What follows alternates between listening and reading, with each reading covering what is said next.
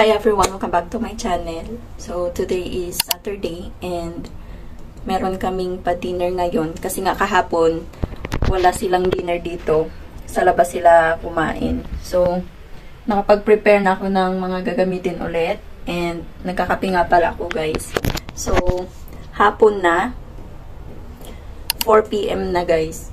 And hinihintay ko na lang yung amo ko kasi nag-market na din siya. And then si Alaga is nasa English school niya. So, every Saturday kasi yun. From 3 PM to 4:30.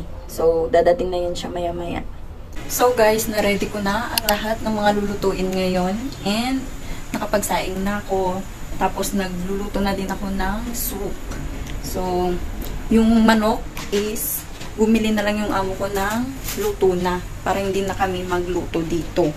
So, update ko kayo mamaya after namin kumain. So guys, magluluto na pala ako ng giniling na baboy.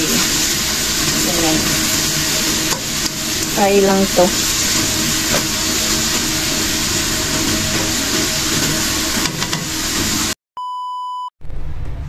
So guys, ito na yung ulam ko. Ayan, hindi makita yung iba. So, tipid-tipid yung rice natin ngayon. Kasi ang daming ulam. Kain tayo. So, grabe. Ang dami-dami naman ito.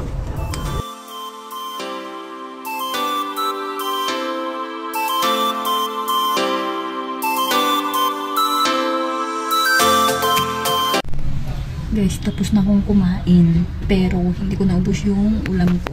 Ayan.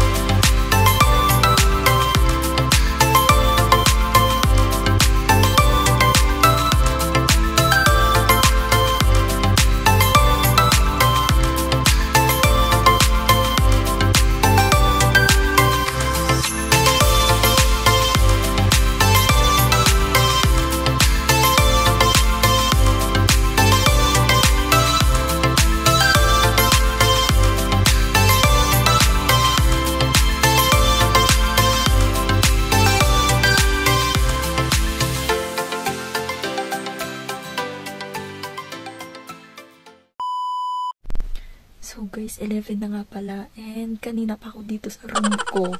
Diyos ko po.